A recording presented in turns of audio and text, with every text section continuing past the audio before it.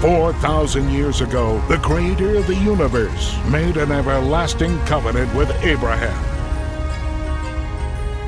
All the land, from the Euphrates to the Nile, belongs to the sons of Israel. Shockwaves will shake the earth as heaven reaches down to fulfill that promise. Every nation that attempts to interfere with that covenant will march onto the battlefield against the Almighty. Prepare for a rude awakening."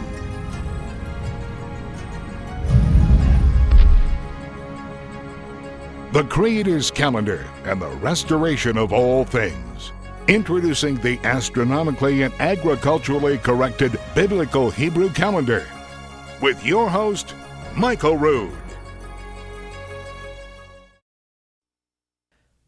Part of this teaching could be entitled "The Restoration of the Creator's Calendar and the Hurricane Katrina."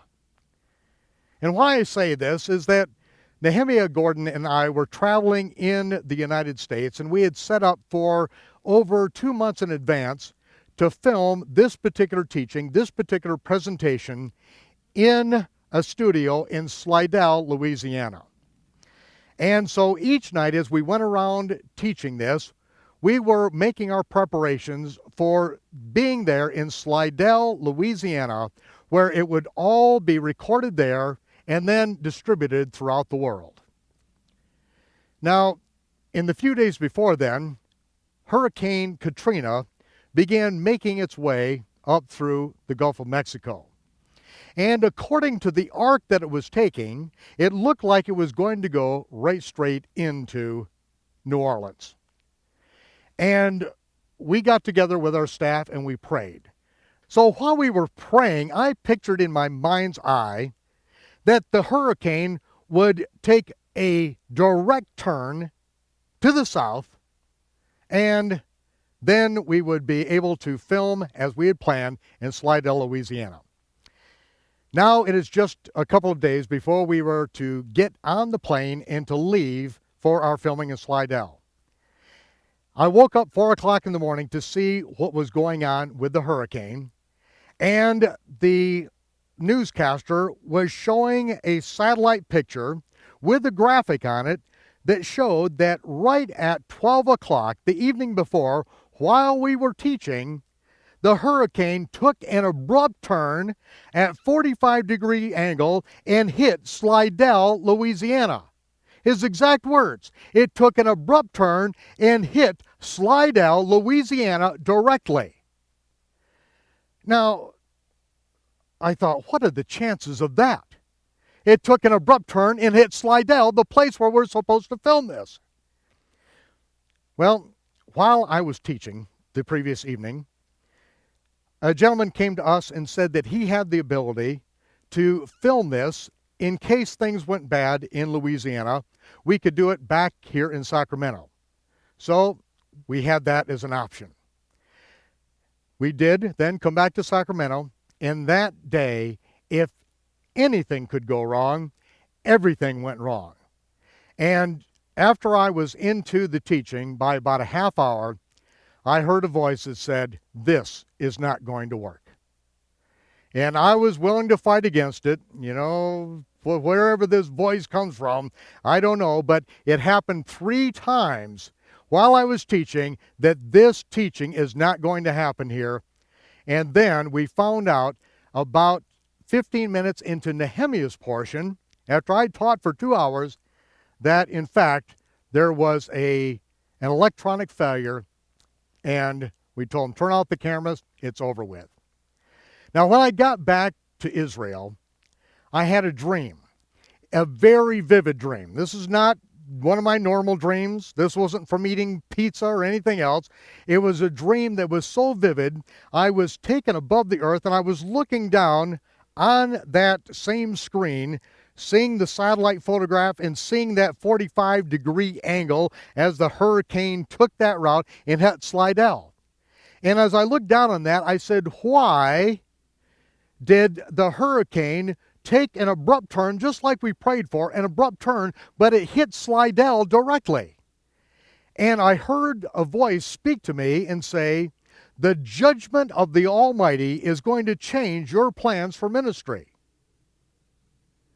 And then I said, as I pictured Sacramento and looked at Sacramento on the map, well, why didn't this work in Sacramento? We did everything we could to make this happen in Sacramento. Why didn't it happen in Sacramento? Right by the San Andreas Fault. And I heard the voice say, the judgment of the Almighty is going to change your plans for ministry.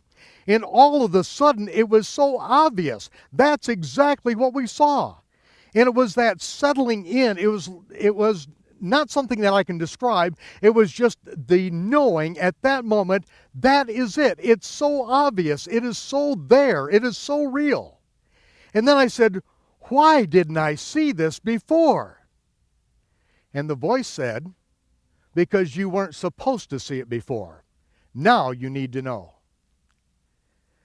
Ladies and gentlemen, with everything that we have attempted to do to bring you the Creator's calendar, the Creator's reckoning of time, so that you do not need to be ignorant of His times and His seasons, so that you will know that the Almighty rules the universe by His calendar, by His time clock, and He will fulfill His feast in His time frame.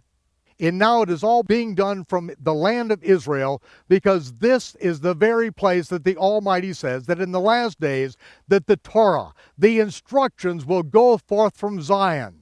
His word will go forth from Jerusalem around to the nations of the world, and you are about to see it. Because this time of the birth pangs, of the travail that is coming upon the earth, you are living in those very days. And if things look a little bit scary right now, don't be too concerned, because they're going to get a lot worse. But be confident in this one thing, that the Almighty has us in the palm of His hands, and there's nothing that the world can do. There is nothing that the troubles and the tribulations in this world, there is nothing that we are going to experience that is not common to man. But God is able to keep us into the palm of His hands. He is able to keep us in the time of testing, in the time of trouble. And just as He has left the remains of Sodom and Gomorrah, just on the other side of these Judean hills, past the Judean wilderness, out of the city of Gomorrah, just as He has left that testimony in the earth, and those chunks of brimstone for a testimony in the last days, be reminded that He has left them as a testimony. He has given us this land again as His testimony that He fulfills His word, and that He is able to judge and will righteously judge the wicked in the last days, and He is also able to keep the righteous in the day of judgment, just as He kept righteous Lot. Now, ladies and gentlemen, Nehemiah Gordon is going to take you into the depths of the biblical calendar and explain it from his background, being raised as a Pharisee, and now as a Karaite, as a scripturalist, as he takes us into the Creator's reckoning of time. And then I'm going to be back and show you its fulfillment and its application in the first four Gospels, and then finally at the end, in the final gospel, the good news of the revelation of Yahshua Messiah as He fulfills the fall feast of the Lord. The Creator's calendar is absolutely essential in understanding the first four Gospels, and it is indispensable in understanding the fulfillment of the book of Revelation as the Messiah fulfills the fall feast of the Lord.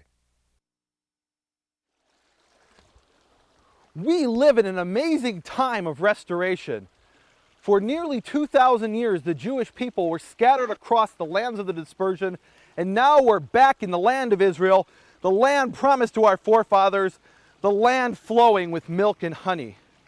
For 2,000 years, my Jewish ancestors were scattered to the four corners of the earth, living as second-class citizens in the lands of their exile, speaking the foreign languages of their captors. And now I can walk down the streets of Jerusalem, the capital of an independent Jewish state, speaking the language of my ancestors, the Hebrew language. And this miraculous fulfillment of biblical prophecy is something that happened gradually over a period of about 150 years.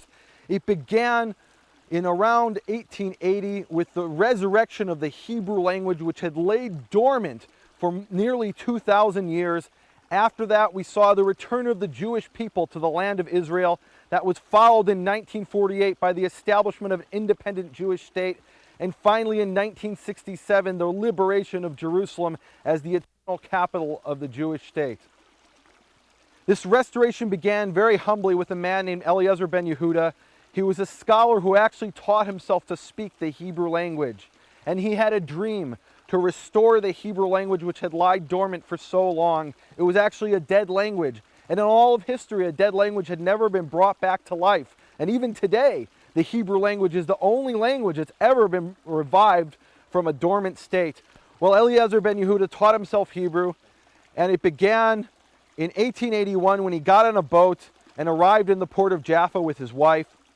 And when he arrived in Jaffa, Eliezer ben Yehuda turned to his wife and he said, "My beloved, these are the last words I am going to speak to you in the language that we were brought up in. Henceforth, we will only speak the Hebrew language."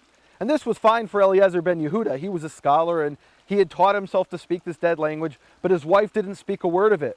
And it was very difficult for her. For months and months she studied and gradually learned to say words and then sentences, and finally she could talk. Actually, in the beginning it was pretty good for Eliezer because his wife couldn't talk. She just had to listen. But she eventually learned the language, and then this young couple was living in Jerusalem, walking around the streets speaking this dead language. And for most people this was an oddity. It would be like if two people walked around speaking Pig Latin or some dead language no longer existing. And here they were speaking this language which they'd revived. Well, most people didn't take it too seriously at first, but what really brought the Hebrew language back to life was when Eliezer ben Yehuda's first son was born. A few years after they arrived in Jerusalem, his wife had a child, and as she held her baby on her bosom just after he was born, Eliezer went to her and said, "You must make me a solemn vow that you will never speak to this child in any language other than Hebrew." And that boy's name was Ben Zion, son of Zion, born in Jerusalem, and he was the first Hebrew speaker for 2,000 years, the first native Hebrew speaker. It was no longer a man and his wife speaking this artificial language that neither of them really were raised up in, but now there was a child who spoke this as his authentic original language. And this was really the moment when Ben Zion was born that the Hebrew language was brought back to life. A few years later, Eliezer ben Yehuda then had a daughter, and now the son and the daughter could speak to each other in Hebrew, and they were the first native Hebrew speakers in 2,000 years. This was a miraculous fulfillment of biblical promises. The problem was, though, they were the only children that could speak Hebrew, and they had no one to speak to. They didn't have children they could play with and speak to in Hebrew. All the other children in Jerusalem spoke Yiddish or Arabic or other foreign languages that Jews learned in these lands of their exile. Well, the problem with this was that the Hebrew language has different forms for masculine and feminine, and as a result, the two children couldn't experience the full range of the Hebrew language unless they could speak to both a man and a woman. Speaking to each other, the boy can only speak in feminine and the girl in masculine. So what the father did is he got a dog for the boy and a cat for the girl, and he said to them, "From now on you will speak to the dog in masculine and to the cat in feminine." And by this means the children were able to experience the full range of Hebrew linguistic forms. And Hebrew started to take off as a vibrant, living language at this point. Well, the story goes that one day, Ben Zion, son of Zion, his name was, the boy, he was out in the street playing with his dog, and he shouts to his dog in Hebrew and says, "Kelev, bo, bohena!" "Dog, come here," he shouts to him in Hebrew. And the neighborhood children, the Jewish children of the neighborhood, they heard the Hebrew being shouted in the street, and they thought, this is very strange. Who is speaking Hebrew in the street? And they go over and they see the boy speaking to his dog, and they say, "What are you doing?" Hebrew is the language of the synagogue. It's the language of our prayers. It's the language we read the Torah in. It's not a language you speak in the street. And it's certainly not a language you speak to a dog, the holy tongue. And the story goes that the irate children who spoke Yiddish and Arabic, these Jewish children, they picked up rocks and they stoned the dog. And this was one of the great tragedies of the restoration of the Hebrew language. It wasn't an easy thing that just happened out of thin air. It took great work and dedication and suffering. But eventually, it was successful. And at this point, Eliezer ben Yehuda was proclaimed a heretic in Jerusalem. The leaders of Jerusalem came to him and they said to him, "Who do you think you are to restore the Hebrew language?" That's what they said to him. They said, "God has sent us into exile, ripped our language from us. Only God can restore that language. Who do you think you are to restore it?" Well, Eliezer persevered, and so did his children and his wife. And eventually, after about 50 years, a generation grew up speaking the Hebrew language as their native mother tongue. And today, generation after generation has been raised up 125 years later, speaking the Hebrew language. Today, we're experiencing a similar thing in the restoration of the biblical calendar. What Eliezer ben Yehuda went through 125 years ago, we're now going through over the past few decades as the biblical calendar is being restored. And people are saying, "Who gave you the authority to restore the biblical calendar? God sent us into exile. Only God can restore that calendar. And until he restores the calendar, we have to continue to following the man-made calendars of the exile." Now, many of you hearing this may not know what I'm talking about. You may not realize that the modern calendar followed by most Jews today is actually not the biblical calendar. And in fact, any Jew with any kind of Jewish education knows that the modern Jewish calendar was established by Hillel II. Hillel II was a rabbi who in the year 359 convened the Sanhedrin, the supreme ruling council of the Pharisees. And he convened it because the Pharisees were in a great crisis. The Romans had issued a proclamation abolishing the Sanhedrin. And so before the Sanhedrin was abolished, before the Jews, the last final remaining Jews in the land of Israel went off into exile, Hillel II convened the Sanhedrin for an emergency meeting, their last meeting ever, to decide what they would do about the biblical calendar. Now, up until that time, the biblical calendar had worked based on the agriculture and astronomy of the land of Israel, and now the Jews were being sent off into the lands of the exile, the last remaining Jews. So Hillel II said to the Sanhedrin, "We need a system to use in these distant lands of the exile. If we're living off in Lithuania or Morocco, thousands of miles from the land of Israel, we can't very well look at the new moon or the agriculture in the land of Israel to follow the biblical calendar." And so what Hillel II did is he set up an approximated system, a system that would guesstimate when the biblical timings would be. In the biblical calendar, the years were based on the ripening of the Aviv barley and the months and the visibility of the new moon. For years, Hillel II instituted a 19-year calculated cycle, which was a guesstimation and approximation, which isn't so bad. For the technology of the day, this was correct about 66% of the time. If you're off thousands of miles from Israel and you don't know what's happening in the land, it's a pretty good guess. And he did a similar thing for the calendar, for the months in the calendar. Instead of each month beginning with the sighting of the new moon in the land of Israel, it would begin based on an average calculation of conjunction. And Hillel II replaced the sighting of the new moon in the land of Israel with a calculation of average conjunction, which again was cutting edge technology of the time, and it gave a good estimate of approximately when the biblical timings would be. And from the very beginning, Hillel II said that this would be the calendar to be used throughout the era of exile until the Jews returned to the land of Israel and the Messiah would rebuild the temple. Until that time, Jews would follow this approximated system, and only when the Messiah came would the biblical calendar be restored. Today we're back in the land of Israel. The largest Jewish community in the world is in the land of Israel, no longer in the lands of the diaspora. And the question becomes, why are we not returning to the biblical calendar? And this is a question many people began to ask about 20 years ago. And they began to look for new moons and look at the Aviv barley, the agricultural cycles of the land, and gradually relearn this information that was lost after over 1,000 years, and to reinstitute the biblical calendar, to continue to follow it, to resume where we left off. Now, the biblical calendar, as I mentioned, is based on a cycle of months and a cycle of years. The cycle of months is pretty simple. They're lunar months based on the sighting of the new moon, and the lunar month can be either 29 or 30 days. The way you determine the length of the month is that after 29 days, you go out and you look for the moon, If you don't see the new moon, then the following evening is then by default new moon, because quite simply with the lunar cycle it can only be 29 or 30 days. I remember when I first learned about this many years ago, when I was very young, in fact, and I was growing up in the diaspora in the United States, and I remember very distinctly that for every biblical holiday, my family actually observed each holiday for 2 days. And this is called Yom Tov Sheni. Any Jew living in the diaspora knows what this is. And what that means is, for example, if in Leviticus 23 we're commanded to keep the feast of Shavuot, or in English Pentecost, for 1 day, then a Jew in the diaspora will keep it for 2 days.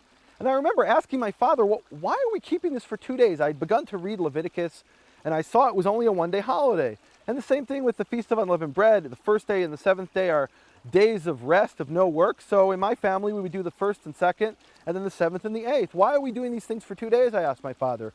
And he explained to me that originally Jews would look for the new moon throughout the land of Israel, and then they would come and report that the new moon was sighted in Jerusalem, and then a proclamation would go forth from Jerusalem announcing to the world that the new moon was sighted.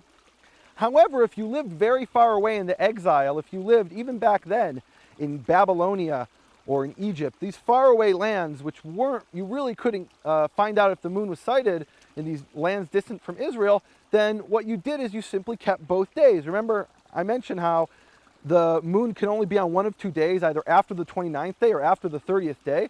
So if you're in exile, you just keep both days. And there's, you keep both just to be on the safe side. And this was done going back more than 2,000 years by Jews living in these distant parts of the exile. And to this very day, my father explained, Jews in the exile, in the lands of the diaspora that is, continue to follow the second day of every biblical holiday. And I said to him, well, wait a minute. Today we have, this is before the internet, back then we had telephones. I said, Dad, we have telephones. Why don't we call up in the land of Israel and find out when they saw the new moon? And he explained to me that actually today nobody looks for the new moon anymore. Hill II came along in 359, and with the last Sanhedrin instituted this calculated calendar. So actually today we know hundreds of years in advance when the new moon day is expected to be. And whether the new moon appears on that day or not, it's considered new moon day. And I said, well, now we're back in Israel. I mean, we were living in the diaspora, but there are Jews back in Israel. Why don't we go back to following the biblical calendar? And even if we follow this Hillel II calendar, why are we keeping a second day for every biblical holiday, which has to do if you don't know when the moon was seen, when no one's even looking for the moon, and even when the moon is seen, you go by this calculation ignoring the moon. And my father said, well, the reason we follow this system, which is no longer based on the realities of the astronomy and agriculture, is that we're following an ancient tradition. And as Tevye said in Fiddler on the Roof, the reason that we do these things are tradition! Tradition! Well, I wasn't satisfied with this answer. And I really wanted to go by the biblical calendar. I didn't see any reason we had to follow this approximated calculation, which later I found out was off by between 1 and 2 days every month, when we could simply go out and look for the new moon. Let's back up a little bit and understand how the biblical calendar is actually hardwired into the very fabric of creation. We're first told about the biblical calendar in Genesis chapter 1, verse 14. And there it says, and God said, let there be lights in the firmament of heaven to separate between daytime and nighttime, and they shall be for signs, for appointed times, for days and for years. And the Hebrew word there for appointed times is often translated as seasons, but actually appointed times is more accurate. The Hebrew word is moadim. And moadim, or the singular moed, means a time that's set, an established time. And what it's telling us here is that the lights in heaven, the sun and the moon, somehow are indicators for us for the appointed times, for the biblical feasts, for the feasts of the Lord. Our next clue comes in Psalm 104:19. And there we're told, Asa yarech moadim. He made the moon for appointed times. He made the moon for moadim. And so clearly the biblical calendar has something to do with the moon. But what exactly does it have to do with the moon? One of the things people say to me all the time is, show me a verse in Scripture where it says to look for the new moon. And there actually isn't a verse that says that. And the reason is that the very Hebrew word for month means new moon. The Hebrew word for month is chodesh. And the Hebrew word chodesh literally means new moon. You can see it used that way throughout Scripture. For example, 1 Samuel chapter 20, the word chodesh appears with the literal sense of new moon. Now, if the word for month means new moon, it's a pretty good guess that are a pretty good conclusion to say that the month is actually based on the sighting of the new moon. The Hebrew word for chodesh, month, new moon, comes from the word chadash, which means new or renewal. And actually this is a word that many people are familiar with from the phrase Brit Chadashah. Brit Chadashah is the Hebrew word which is often translated as New Testament. What it literally means, though, is renewed covenant. Brit is covenant, Chadashah is new or renewal. And the Hebrew idea of Chadash is not something brand new that never existed before. The idea is actually a renewal. And that's what Jeremiah 31 is talking about. The covenant has been broken, and in the future period that Jeremiah is talking about, this covenant will be renewed. And that's exactly what a chodesh, a new moon, is. The month is not visible for several days. You go out and you look for the moon for several days and you don't see it. And then the light of the moon, or the visibility of the moon, is renewed to observers looking for it up on the western horizon shortly after sunset. Now, the way the lunar cycle works, here we can see the sun, the moon, and the earth in a straight line, and this is what's known as the moment of conjunction. And at this point, you simply can't see the moon because when you look up, all you see is the sun. That's the first reason. The second reason you don't see the moon is that the side of the moon facing us on Earth is not illuminated. Now, here's a very important point that a lot of people don't get. 50% of the moon is always illuminated. Even at this moment of conjunction, half the moon is lit up, except the half that's lit up is not facing Earth. And so we can't see it. A day or two later, you have what then is actually the visible new moon. At that point, 50% of the moon is still illuminated. However, now enough of it is facing Earth that when we look up on the western horizon shortly after sunset, we can see the moon as a tiny sliver crescent. And this is what it actually looks like looking at the horizon from Jerusalem. This is a new moon sighted from Jerusalem. Here's another new moon which you can see from Jerusalem. Any simple ancient Israelite shepherd or farmer goes up to any hilltop and he can't miss seeing the new moon. It's just so clear. The ancient Israelites were so in tune with the cycles of nature. They didn't have artificial lights. They woke up with first light and they went to sleep after the complete darkness. I mentioned how in ancient times the new moon was proclaimed from Jerusalem. What they would do is they would light a bonfire at the top of one of the hills next to Jerusalem, and then someone on a far distant hill would see that bonfire and he would light a bonfire, and this created a string of bonfires at the top of all of the hills all across the land of Israel. And people far away, hundreds of miles from Jerusalem, knew almost instantaneously that the new moon had been sighted from Jerusalem, unless you lived very far away in Babylonia or in Egypt. And in that case, you couldn't see the bonfires and you had to keep 2 days for every biblical feast. Well, today we live in a miraculous age where we can click a button and send an email around the world, and even the people in the farthest reaches of the diaspora don't have to keep 2 days. They can find out instantaneously that the new moon was sighted from Jerusalem. For a number of years now, we've been reporting these new moon sightings from Jerusalem. On my website, you can sign up for a free newsletter at karaites.com. And you get a free newsletter finding out instantaneously when the new moon was sighted. And so really there's no more excuse today to be following this Hillel 2 calendar, which was based on the idea that the Jews would be sent off into the exile. Hey, excuse me. I'm down here in the corner, in the Karaite corner. Before we continue, we need to look at a very important question concerning New Moon Day. We've just learned that the new moon is the beginning of the biblical month. But the question still remains, what is the status of New Moon Day? Is the new moon a day of rest like the Sabbath and the appointed times? In Numbers chapter 28, it says that a special sacrifice must be brought on the day of the new moon. But is New Moon Day really a day of rest? Recently, some people have suggested that the day of the new moon is a day of rest. They base this on an interesting passage in Amos chapter 8, verse 5. In that passage, the prophet rebukes the ancient Israelite merchants who could not wait to sell their grain to the poor. The prophet quotes the merchants who say in their hearts, "When will the new moon pass so that we may sell grain, and the Sabbath so that we may offer wheat for sale?" In this verse, the merchants are eagerly anticipating the end of the Sabbath and the new moon so they can sell their grain to the needy. It's clear why the merchants want the Sabbath to end. We are commanded to refrain from all work on the Sabbath, and that includes engaging in any form of commerce, such as buying and selling. In fact, in Nehemiah chapter 13, the people are rebuked for selling their wares on the Sabbath. The merchants in Amos want the Sabbath to end so they can finally sell their grain. But why are the merchants so eager for the new moon to end?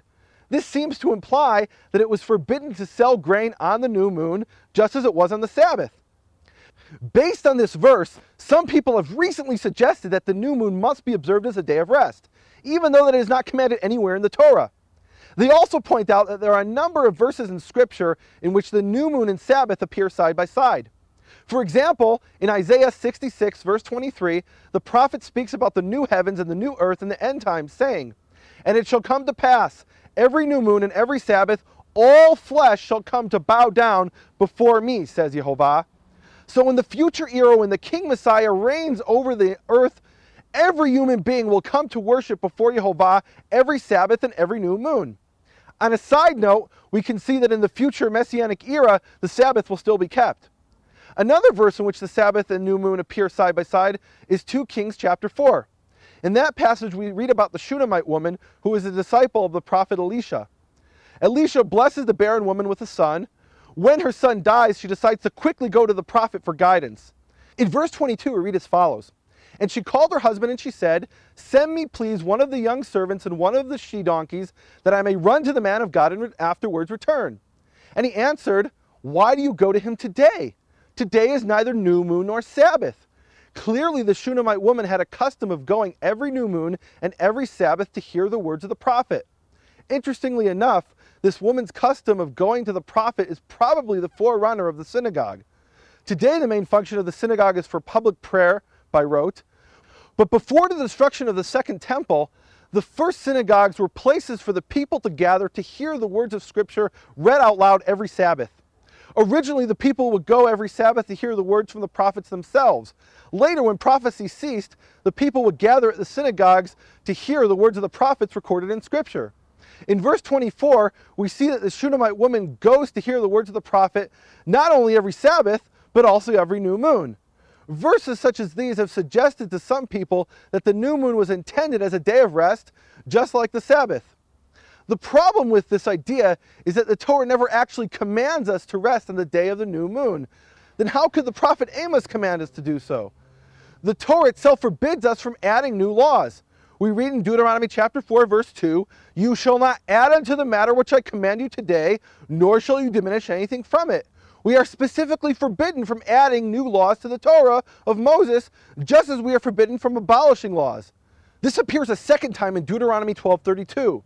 "All that I am commanding you shall diligently do. You shall not add to it or diminish from it." Again, we are forbidden to add to the Torah. Even a prophet such as Amos will be forbidden to add to the Torah. This is made clear in the very next verses that follow in Deuteronomy 13. There we are warned that if a prophet appears performing genuine signs and miracles, but telling us to do something other than what is commanded in the Torah, we are not to listen to him. He is a false prophet who has been sent to test us. Clearly, Amos could not have added a commandment to rest on the new moon, because that would have made him a false prophet. So why couldn't the merchants in Amos 8:5 sell their grain until the new moon passed? I want to propose an alternative explanation of this verse, an explanation that appears in the Targum Jonathan, an ancient Jewish translational commentary on the prophets. According to this explanation, the Sabbath in Amos 8:5 is not the weekly Sabbath, but the yearly Sabbath, what's called in English the sabbatical year. The sabbatical year is commanded in Leviticus 25, which says, 6 years you shall sow your field, but the 7th year shall be a Sabbath of rest for the land. You shall neither sow your field nor prune your vineyard. We're not allowed to plant crops in the sabbatical year. In verse 5, it continues, and it speaks there about the aftergrowth, meaning grain that grows from seed that falls during previous year's harvest. In verse 5 it says, "That which grows of its own accord of your harvest you shall not reap. It is a year of rest for the land." Some people stop reading here and erroneously conclude that we are not allowed to eat anything that grows during the sabbatical year. But actually the point of prohibiting a harvest is to allow anyone who wants to go into the field and cut as much grain as they need. This is explained in verses 6 and 7 of chapter 25. It goes on, it says, "But you may eat whatever the land during its Sabbath will produce. You, your male and female servants, the hired servants, and the bound laborers who live with you, and your cattle and the beasts in your land may eat all its yield. So the prohibition is to carry out a centralized harvest. On the sabbatical year, everyone is allowed to go into any field and cut whatever they need for survival. This is why the merchants in Amos 8 are so eager for the sabbatical year to end. During the sabbatical year, their grain sits collecting dust in the storehouses. The poor don't need to buy any grain because they can simply go into any field and cut whatever they need. But as soon as the sabbatical year ends, grain prices will skyrocket and the merchants will be able to gouge the needy. This is what the prophet was talking about when he said in Amos 8, "Listen to you who devour the needy, annihilating the poor of the land, saying, when will the new moon pass so that we may sell grain, and the Sabbath so that we may offer wheat for sale? We will make the ephah small and the shekel great, and practice deceit with false balances, buying the poor for silver and the needy for a pair of sandals, and selling the sweepings of the wheat." The ephah was a solid measure of volume like a modern bushel, and the shekel was a measure of weight. The merchants would deceitfully use smaller weights and measures when they were selling and larger ones when they were buying. This was all part of the price gouging of the poor. The rich merchants are desperate for the sabbatical year to end so they can get back to business as usual, selling their grain to the poor at high and unfair prices. If the Sabbath in Amos 8:5 is the sabbatical year, what about the new moon? Remember how we said that the Hebrew word for new moon also means month? According to the ancient Targum, the new moon in Amos 8:5 is actually the last month of the sabbatical year. Throughout that last month, the poor can get all the free grain they want by simply walking out to any field. At the same time, the reserve supply of grain from previous years is dwindling as the sabbatical year winds to a close. The merchants are desperately waiting for the month that ends the sabbatical year to pass so they can finally sell their grain at unfair prices to the poor. This is the ancient Jewish understanding of the verse presented in the Targum, and it lines up perfectly with what we read in the Torah. Amos is not saying it is forbidden to work on the new moon day. Amos could not say this because the Torah never forbids us to work on new moon day. Instead, Amos is just speaking about the month that ends the sabbatical year when the grain prices are teetering on the edge of skyrocketing. The point in Amos is that the merchants want to take advantage of the poor by charging unjust prices in order to enslave them. Now that we understand that the new moon is not a day of rest, let's get back to Nehemiah. We know full well exactly what was done up until the time of Hillel II. We have ancient documents which describe exactly how the biblical calendar functioned before Hillel II came along and changed it in 359. One of the ancient sources is actually a pre-Hillel II Pharisee source called the Mishnah, which has an entire tractate called the Tractate of Rosh Hashanah. And there it describes in great detail how when the temple stood, the court would interrogate new moon witnesses to find out when they saw it and where they saw it and what they saw. And based on that, they would proclaim that the new moon had been sighted in the land of Israel. And here's a really amazing account that appears in this Tractate of Rosh Hashanah, which tells about an actual new moon sighting that took place in Jerusalem. And it relates as follows. It says, "It once happened that Tobias the physician saw the Chodesh." Chodesh, remember we said, was the Hebrew word for new moon. So he saw the Chodesh, he saw the new moon in Jerusalem together with his son and his emancipated slave. The Sadducee priests accepted the testimony of Tobias and his son, but rejected the testimony of his slave. When they came before the Pharisee court, they accepted the testimony of Tobias and his slave, but rejected the testimony of his son. What this account tells us is that there were two courts, two judicial bodies convening in Jerusalem, one of the Sadducees, the other of the Pharisees, and they both received new moon testimony, and somebody who saw the new moon would actually go and testify before each court. And what this tells us is that with all the differences among the different factions in Jerusalem at the time of the Second Temple, the one thing all the Jews in Jerusalem agreed upon was that the month began with the sighting of the new moon. Well, this raises an interesting question of what we do today, because today we don't have a Pharisee court and we don't have a council of Sadducean priests who are sitting in the temple. And a lot of people have said because of this, they've asked the question, do we really have the authority to restore the original biblical calendar? In other words, we don't have a council to say we've seen the moon, so how do we know the moon has really been seen? And that's a very valid question, and let's examine this. And ultimately what these people are saying is that we have to continue to follow the Hillel II calendar, which has the stamp of authority of the last Sanhedrin in the year 359, approximately a little over 300 years after Yeshua's ministry. The reason we have to follow the Hillel II decision is because they were the last Sanhedrin, and today we don't have a Sanhedrin. We don't have that authority today. Well, before we decide whether we should continue to follow the decision of a Sanhedrin from 1600 years ago, let's understand what authority that Sanhedrin actually claimed. What was the authority claimed by the Sanhedrin? And we can find this out by actually looking back in this tractate of Rosh Hashanah and seeing a principle which is laid down there. And there the rabbis say as follows. They say, if the court and all Israel saw the new moon, and the witnesses were interrogated, but the court did not have time to declare it sanctified, meaning there was actually a ceremony where the members of the court would stand up after they heard new moon testimony and say, sanctified, sanctified, sanctified. If they didn't have time to make that declaration, the previous month is 30 days.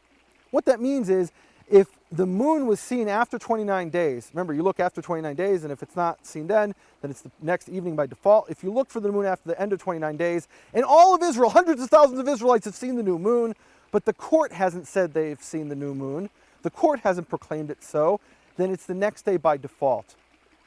And the principle here that the rabbis are laying down is that the sighting of the new moon isn't what makes it new moon day. What makes it new moon day by definition is the proclamation of the court. Whether this moon is seen or not, whether the rabbis are even wrong or not, by definition what makes it new moon day is the proclamation of the court. And this comes out very clearly in a story which appears in the same tractate of Rosh Hashanah. There it tells what's actually a foundational story in Pharisee theology, which is the story of Rabbi Joshua and Gamliel II. Of course, you all have heard of Gamliel I, who was the teacher of Shaul, Paul of Tarsus. This is his grandson, Gamliel II, who was the head of the Sanhedrin shortly after the destruction of the temple. And the story goes as follows. One day, Rabban Gamliel II was receiving the testimony of new moon witnesses, and they came and they said something that was completely impossible. They claimed to have seen the new moon in such a way that everyone sitting there knew that this was impossible. They couldn't be telling the truth. It's impossible that the new moon was really sighted. And Rabbi Joshua hears this, and he realizes, wait a minute, they didn't really see the new moon, even though they claimed it. Well, Rabban Gamliel II accepted their testimony, and he was the head of the court. So this actually placed Rabbi Joshua in a very difficult situation. What does he do now? He knows that the new moon wasn't sighted, but the rabbinical court has proclaimed that it was sighted. So now he has a contradiction between the authority of the day and his conscience. Well, what he decides to do is he says, I'm just going to keep it in my house. And by the way, this was the 7th month, the month with Yom Kippur, the Day of Atonement, which is a 24-hour fast. And if it was any other holiday, Rabbi Joshua would have kept each day for 2 days, one based on the actual sighting of the moon, and the other based on the proclamation of Rabban Gamliel. But here he can't do it. He can't fast for 2 days straight for Yom Kippur, for Day of Atonement. It's too difficult. So what he decides to do is he's going to keep it in his house and no one will know, and he just won't go to synagogue that day. Well, Rabban Gamliel hears about this and he says, absolutely not. Not only will you observe the day of Yom Kippur on the day that the court says, but in the day that you think is Yom Kippur, the day before, you will appear before me with your staff in your hand and your money purse at your side. And to a Pharisee, to be holding his staff in his hand and his money purse at his side is actually a public desecration of the day. You would only do that on a weekday, and on a non-holy day, you wouldn't do that on the Day of Atonement. So what Rabban Gamliel is actually ordering Rabbi Joshua to do is to publicly desecrate the day that he believes to be Yom Kippur. Rabbi Joshua doesn't know what to do. He's very distraught. So he goes and he seeks the advice of various rabbis. One of them, named Rabbi Dosa, a little-known rabbi, says to Rabbi Joshua, he says, you can't defy the proclamation of the court. They have the authority of Moses. They sit in the place of Moses. If you defy the court of Rabban Gamliel, whether he's right or wrong, you're defying Moses himself. Rabbi Joshua is very distraught over this. He doesn't know what to do. He now has this contradiction between his conscience of following the factual truth as he understands it and this authoritative decree of the court. He goes and he seeks further advice, and he goes to Rabbi Akiva. And Rabbi Akiva sits him down. Rabbi Akiva was the greatest rabbi of the 2nd century, late 1st century, early 2nd century. And he says, Rabbi Joshua, it says 3 times in the Torah, you shall proclaim them, the appointed times. But you should read it as you yourself shall proclaim. What's he talking about? He was actually using an ingenious exegetical device, changing the vowels of one of the Hebrew words, changing the verse in Scripture to you shall proclaim the appointed times, to you yourselves shall proclaim the appointed times. Let's look at what that is exactly. Leviticus 23 verse 4 says, these are the appointed times of Yehovah, holy convocations, which you shall proclaim them in their appointed times. And what that clearly says to anybody who casually reads that is you have to proclaim the appointed times. When do you proclaim them? In their appointed times. Rabbi Akiva, the first thing he did is he cut off the words in their appointed times. When he read it to Rabbi Joshua, he said, let's get rid of those words. They don't really make the point I'm trying to make. And then instead of reading it, you shall proclaim them, let's read it, you yourself shall proclaim. And what that now means, the way we're reading it now, and by the way, in Hebrew, that's the same consonants, just a change of certain vowels. What it now means is that whenever you proclaim those times is by definition when they are. You don't have to proclaim them when they're appointed. You have to proclaim them. You proclaim them whenever you decide to, you yourselves. And Rabbi Akiva explained what he meant. He said to him as follows. He says, you yourselves proclaim them, you being the rabbinical court. And what that means is even if you, the court, is accidentally wrong, even if you are intentionally wrong, and even if you are misled. And what this meant is the actual factual evidence, the actual factual information of when the moon was sighted is completely irrelevant. The holy days are by definition when the court proclaims them to be. Well, I have a real problem with this because that's not what it really says in Leviticus 23 verse 4. What it really says, as Rabbi Akiva knew very well, is that these are the appointed times of Jehovah, holy convocations, which you shall proclaim them. That's what it literally says in Hebrew. You shall proclaim them in their appointed times. Not whenever you feel like. It is your duty to proclaim them, but you don't appoint them. The Almighty in heaven, the Creator, appoints them. And so I have a hard time accepting this decision of Rabbi Akiva because he's telling me that the proclamation of the rabbis is what makes them appointed times and not the Creator. They become the feasts of the rabbis and not the feasts of the Lord. Generally, when you come to a rabbi and you say, why don't we go back to following the biblical calendar? Why are we following this Hillel 2 calendar, which is clearly not factually giving us the days when the moon is seen? They'll tell you the story of Rabbi Joshua, and the conclusion from that story is it doesn't matter when the moon is actually visible. It only matters when the rabbis say it's new moon day, with the moon sighted or not. Well, I simply, as a Karaite Jew, a Jew who only believes in the Old Testament, a strict adherent of the Tanakh, of the Hebrew Scriptures, I can't accept this. And really, for me, I could stop right here. In other words, just based on Leviticus 23:4, I have to reject this rabbinical innovation which changes the biblical calendar. Over the past couple of decades, more and more people are beginning to follow this biblical calendar. And many of those that follow the biblical calendar are not even Karaites. Many are actually Messianic believers in Yeshua. And they often ask me, they say, okay, Nehemiah, based on the Old Testament, based on the Tanakh, in Leviticus 23:4, you don't follow the decree of the rabbis, you follow what you understand to be the scripturally true, divinely ordained timing of the days.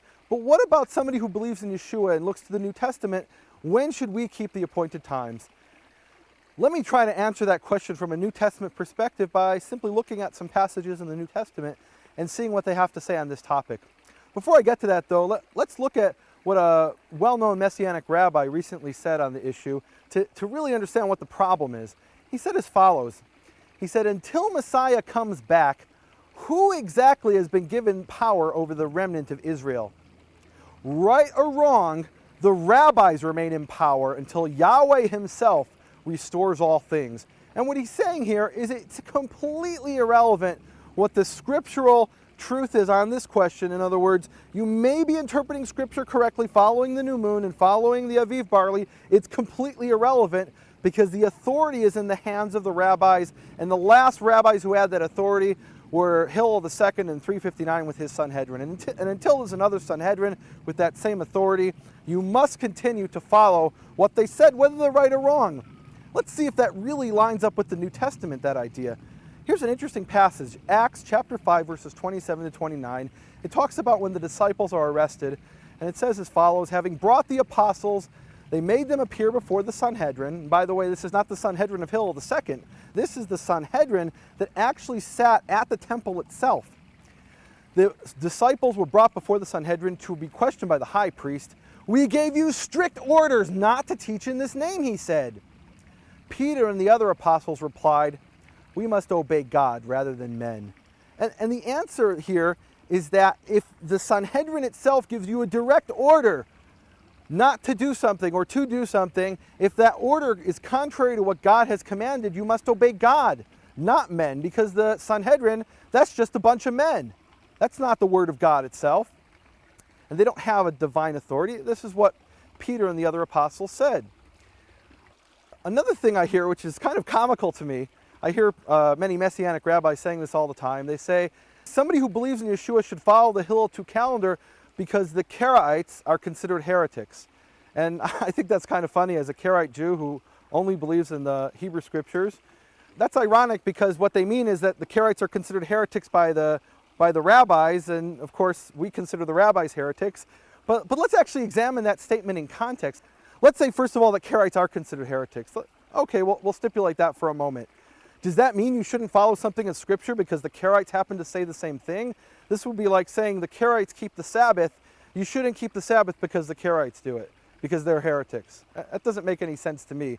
This is a question of scriptural truth, not of authority, and not of following a particular group. But let's put this in a little bit of context. The Pharisees, both in ancient times and in modern times, one of the standard prayers that they recite, they actually say the prayer 3 times a day, is something called the Amidah. The Amidah is the basic rabbinical prayer which has been recited in synagogues for at least 2,000 years.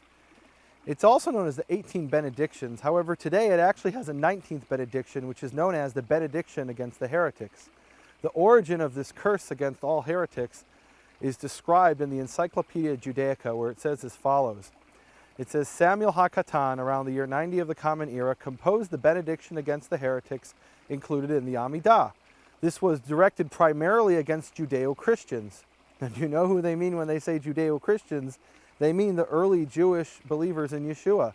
It goes on either to keep them out of the synagogue or to proclaim a definite breach between the two religions. So, you know what? If the rabbis call me a heretic, at least I know I'm in good company. Another thing I hear from people all the time is, well, you know, it's so difficult to follow the biblical calendar because most people who are following the feasts are actually doing it based on the Hillel 2 calendar. And it's difficult to be different, and it's true, it is. However, it tells us in the Torah as follows. Exodus chapter 23, verse 2, we're commanded very clearly. It says, you shall not go after the majority to do evil. Neither shall you testify in a matter of strife to incline after the majority to pervert justice. And what this means is we can't follow the majority just because it's convenient or easy. We have to follow the truth no matter what everyone else does. Even if we're the lone voice of reason, we must cling to the truth. A while back I was examining this question of the New Testament vis-a-vis the biblical calendar, and I came across a very interesting passage. In Colossians chapter 2, verse 15, we read as follows. It's describing in this passage the various things that Yeshua accomplished in his ministry. And in verse 15 it says, he disarmed the rulers and authorities and made a public example of them, triumphing over them in it. And when I read this, I was curious, who are these rulers and authorities that Yeshua has defeated? Most Christian commentators who comment on this verse explain that the rulers and authorities are demonic forces, demonic powers that Jesus has defeated. But is that really what it means? Well, when I was trying to answer this question, I simply plugged in the Greek phrase rulers and authorities, which in Greek is archas and echusias. Archas and echusias, I plugged that into a concordance to see what do those words mean, how are they used. And I came across an interesting passage in Luke chapter 12, verse 11. And there Yeshua instructs his disciples. He says, when they bring you before the synagogues, the rulers and the authorities, the archas and the echusias, do not worry about how you are to defend yourselves or what you are to answer. And this is very interesting because the rulers of the synagogues, the rulers and authorities in Luke 12:11 is clearly not demonic powers or demonic principalities. It's clearly the rulers of the synagogues. And the people who rule the synagogues in this period and in this day and age were the Pharisees. And what Yeshua is saying here is when you're brought on trial before the Pharisees, don't worry how you're going to respond to them. If that's what he's talking about in Colossians 2:15, the same rulers and authorities, then this has an important ramifications for our question. Let's read it again. He disarmed the rulers and the authorities, in this period the Pharisees, and made a public example of them, triumphing over them in it. And then in verse 16 he goes on and he says, therefore, do not let anyone condemn you in matters of food and drink, or of observing festivals, new moons, and Sabbaths. Now, why would the rulers and the authorities of the synagogues condemn the early disciples of Yahshua in matters of food and drink or observing festivals, etc.? Because the Pharisees had very specific rules and regulations governing these things, and if the disciples of Yahshua were strictly following the written scriptures, then they wouldn't be following the Pharisee laws and they'd be criticized. And Yahshua is saying, or Paul is saying here in Colossians 2, Yahshua has defeated these rulers and authorities. Don't let them judge you in how you observe the festivals, new moons, and Sabbaths. And by the way, he isn't saying here don't observe festivals, new moons, and Sabbaths. What he's saying is when you do it, don't let men judge how you do that. Another important passage that always comes up in the discussion of the biblical calendar is Matthew 23, verses 2 to 3. And there we read in the Greek version of Matthew, it says, the scribes and the Pharisees sit in Moses' seat, all therefore whatsoever they bid you observe, that observe and do. And here, whoever reads this in the English or the Greek, it's very clear that in the Greek, Jesus is commanding his disciples to obey the Pharisees who sit in the seat of Moses. And the argument is made that, look, the Pharisees who sat in the seat of Moses, the Sanhedrin under Hill II, established this calendar until the Messiah comes. And if you obey Jesus, who told you to obey the Pharisees, you have to also obey Hill II and his Sanhedrin. Now, the people who are saying this probably don't realize that the Pharisees have all kinds of rules and regulations that govern every aspect of their lives, from the moment they wake up in the morning to the moment they go to sleep at night. One rule I really clearly remember being raised as a modern-day Pharisee, was the commandment of how to put your shoes on when you wake up in the morning. And the Pharisees teach a person must first put on his right shoe, but not tie it. Then he must put on his left shoe and tie it and go back and tie his right shoe. Now, is this really what Yahshua was commanding his disciples, to obey the people that tell them which shoe to put on first in the morning? If that makes sense to you, then you should follow all the rules and regulations, but you can't cherry pick and say, well, we're going to do this one that the Pharisees instruct, but not that one. The problem is that in Matthew 23:3, it does say, all whatsoever they bid you observe, whatever the Pharisees tell you to do, that observe and do. And it goes on to say, even if they don't do it themselves, they may not put on their right shoe first, they may put on their left shoe first, but you have to follow their instructions, because just like Rabbi Dosa told Rabbi Joshua, remember in that story, the Pharisees have Mosaic authority. Well, this clearly contradicts what we see in Matthew 15. There the Pharisees come to Yahshua and say to him, why do your disciples transgress the tradition of elders? For they wash not their hands when they eat bread. And verse 3, Yahshua answers them and he says, why do you also transgress the commandment of God by your tradition? And here there's a very clear contrast between the tradition of the elders, those are the man-made instructions of the Pharisees, and the commandment of God. And what Yahshua is saying is it's the tradition of the elders which is a violation of the commandment of God. Now, if you apply this to the Hillel 2 calendar, then clearly the tradition of the elders, the commandment made by the elders, is the Hillel 2 calendar, which is a violation of the commandment of God. But how does this line up with Matthew 23? Well, in Hebrew Matthew 23, what it actually says, there's a slight difference in there. Yahshua says, the Pharisees and sages sit upon the seat of Moses, therefore all that he says to you diligently do, but according to their reforms and their precedents do not do. And the Hebrew for reforms and precedents is takanot and ma'asim. Takanot and ma'asim are the man-made rules and regulations of the Pharisees. Takanot are actually laws that the Pharisees admit that they've made up, such as the washing of the hands. Ma'asim are precedents which serve as the groundwork for further laws and man-made rules and regulations. In the Hebrew Matthew, Yahshua warns his disciples not to do the takanot and ma'asim of the Pharisees, not to do the man-made rules and regulations of the Pharisees, and not to follow their precedents as the standard of proper behavior. And that's exactly what the Hillel 2 calendar is. The Hillel 2 calendar itself is takanot.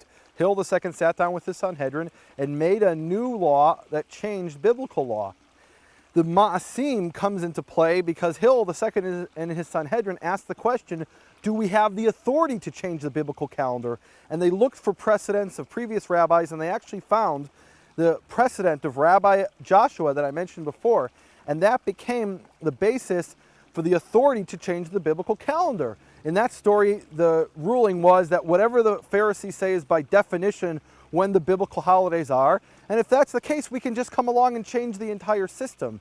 So the Hillel calendar is exactly the Takanot and Maasim that Yahshua warned his disciples not to follow and not to obey. One thing that I'm asked many times by people is should a believer in Yahshua obey the oral law? That's an interesting question. It's actually a question that was asked 2,000 years ago, and we read about that in the book of Acts. In Acts chapter 15, verse 5, we read as follows. It says, "But some believers who belonged to the sect of the Pharisees stood up and said, 'It is necessary for them to be circumcised.'" They were talking about these new believers who were Gentiles coming into the faith. "It is necessary for these Gentiles to be circumcised in order to keep the law of Moses." Now, when a Pharisee says the law of Moses, he doesn't mean the 5 books of the Pentateuch of the Torah that you and I are thinking of. He actually means the written Torah as filtered through the instructions of the oral Torah. The two are inseparable in the mind of a Pharisee. There's no way to keep the written Torah without the oral Torah. And essentially what the Pharisees are saying here is these Gentiles need to keep the oral law. Now Peter responds and he says, we're going to tell them to keep the oral law. We couldn't do that ourselves. We Jews, we couldn't keep the oral law. We're going to impose that upon the Gentiles. James, the brother of Yahshua, has a different answer. In Acts chapter 15, verse 20, he says as follows. He makes the ruling. He says, "We should write to them to abstain from," and he lists 4 things, "from things polluted by idols, and from fornication, and from whatever has been strangled, and from blood." Now, when you understand this in the context of the written Torah, it's very clear why he's forbidding these things.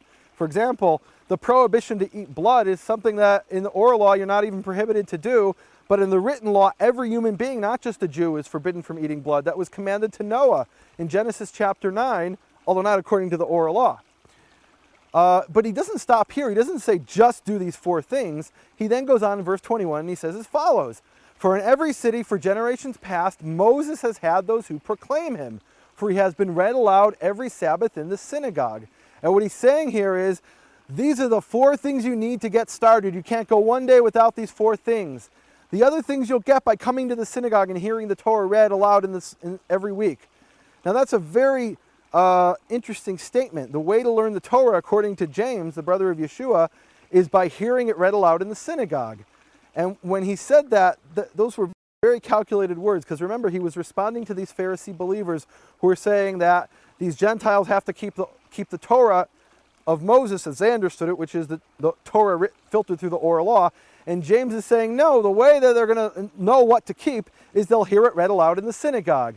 Now, the ancient Hebrew word for scripture is actually kara, which means that which is read aloud in the synagogue. And this is a very clear and distinct term.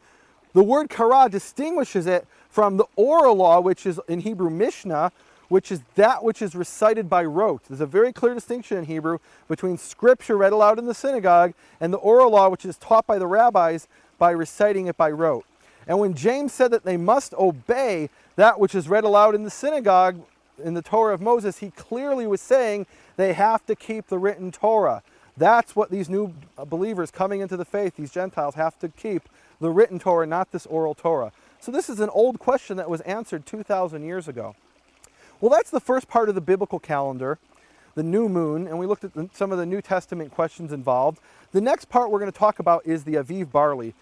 The biblical year begins based on the ripening of the Aviv barley in the land of Israel. When the barley reaches a certain stage of its ripening, the next new moon after that is the month of the Aviv. And now Michael Rood is going to take you into the New Testament to see how the Creator's calendar applies to understanding certain key New Testament passages.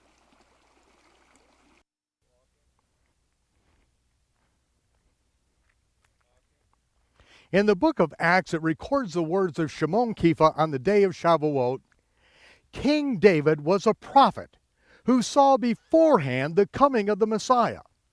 It was David who put in place all of the temple service liturgy because he saw the revelation of how his son, the son of David, the Messiah, would fulfill the very things that were put in place and rehearsed in the feast of the Lord. And it says that every time that Israel came back from being contaminated by the worship of pagan gods and celebrating all of the pagan sun god festivals, it says that they celebrated the feast of Passover according to all of the ordinances of King David, Asaph the seer, and Nathan the prophet. They were the ones who saw beforehand.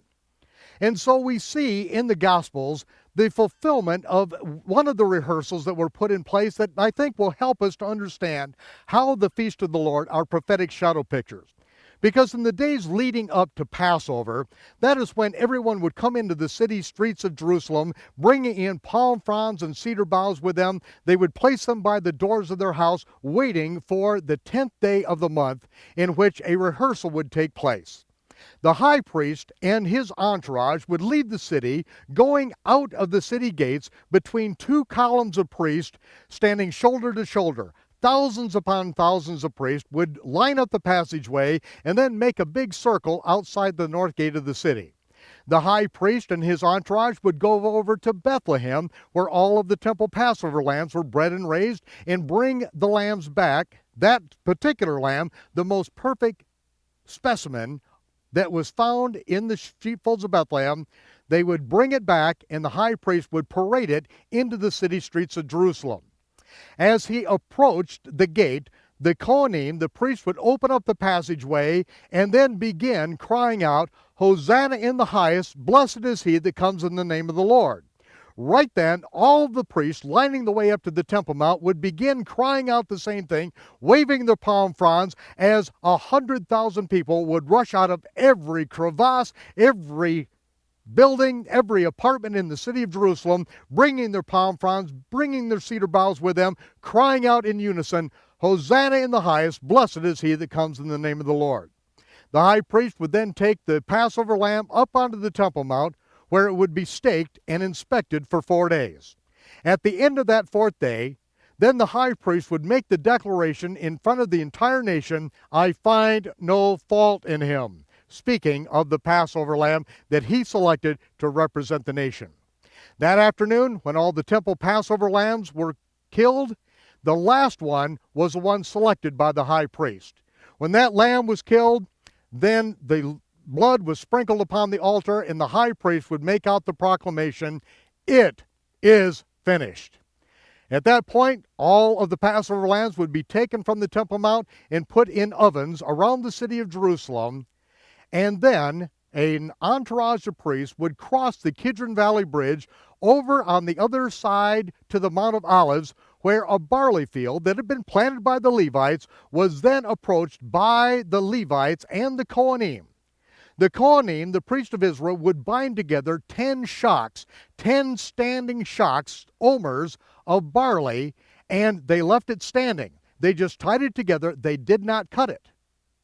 Then they went home to enjoy the Passover meal. At the end of the weekly Sabbath, during that week of unleavened bread, then the priest would again cross that Kidron Valley Bridge over onto the side of the Mount of Olives, and a public demonstration was done just after sundown. The high priest would cry out, "Has the sun set?" And the Kohanim would cry out, "Ken, yes, the sun is set. Will you harvest the barley?" "Yes, we will harvest the barley." "With this sickle?" "Yes, with this sickle." "In this basket?" "Yes, in this basket." And then they would harvest those 10 omer barley publicly in front of everyone, and that was the first fruit harvest. This is the very reason why the Feast of Unleavened Bread in the Passover must be in the month of the Aviv barley. It cannot be in any other month. This is why the barley harvest is essential to determining the beginning of the month. Now, when that was done publicly, then that barley was brought up to the Temple Mount, it was processed, and then brought into the temple as the wave sheaf offering the following morning. Now, let's go to the Gospels and see this very same situation as it takes place in the year that Yahshua is resurrected. It is the 10th day of the month of Nisan, which is the month of the Aviv barley, and this is when the high priest make their exit from Jerusalem through the columns of priests out to the sheepfolds of Bethlehem. While the high priest is on his way back from Bethlehem, Yahshua is coming up from the other side, from Bethany, on the back of a donkey. He has already instructed his disciples to get all of the disciples, which could be hundreds or thousands, because they've all come from the Galilee, following there, and then he instructs them to get together at the gate of the city where all the Kohanim are. When he approaches the gate, his disciples open up the passageway and begin to cry out, "Hosanna in the highest, blessed is he that comes in the name of the Lord." Right then, all of the Kohanim, all the priests, by the thousands, begin rattling the palm fronds, crying out, "Hosanna in the highest, blessed is he that comes in the name of the Lord." From every quarter of the city, 100,000 people rush to that passageway, crying out, "Hosanna in the highest." When the Kohanim outside the gate see this, and the high priest is still far away with his lamb, they turn to Yahshua and say, "Tell your disciples to shut up and quit saying this." And he said, I will not. If the rocks have to be given a voice, the rocks will cry it out, because this is the day you've been rehearsing for 1,000 years. This is the day that the Passover Lamb, who was born in the sheepfolds of Bethlehem, who was born of the house and lineage of David, this is the day that he makes his triumphal entry into Jerusalem. This is the day you've been rehearsing for 1,000 years, and if the rocks have to be given a voice, the rocks will cry it out. And as he makes his way up to the Temple Mount, no one can stop the processional. No one can stop anyone from crying out, "Hosanna in the highest," because none of them know what's going on. They are simply going through the mechanics of what we had done every year for 1,000 years. The priest can't stop it. They have no idea what's happening until Yahshua passes them, and the entire pathway fills in with his disciples, and the high priest is left standing outside the north gate with his lamb on a rope. He is staked on the Temple Mount. For the next 4 days, he's inspected by everyone. At the end of 4 days, finally, in the morning in which the Passover lambs will be sacrificed, Pilate makes the proclamation in front of the entire world, "I find no fault in him." Yahshua is then led out of the north gate to the very area where Abraham had prepared an altar and stone for his son. There Yahshua is hung on a Roman cross. When he knew his hour was come, they put a sponge to his lips, and he filled his lungs with air and made the proclamation. What was this hour was come? The hour that was come is when the last Passover lamb was sacrificed, and Yahshua cried out the words of the high priest, "It is finished." He bowed his head and he gave up the ghost.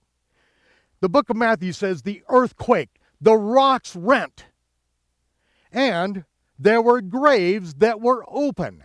On the side of the Mount of Olives, across from the Kidron Valley Bridge, there were graves that were open. And when he arose 3 days and 3 nights later, those saints who were in the grave arose and appeared to many in the streets of Jerusalem. Now, for 20 years, I asked this question, why is it saying this? Why is it saying that the earthquake, the rocks rent, and the saints in the grave, when he arose, they arose? They're giving the punchline. He's not going to get up for 3 days. We haven't even gotten him in the grave in the narrative yet. He's still on the cross in the narrative, but yet it says when he arose, they arose, and appeared to many in the streets.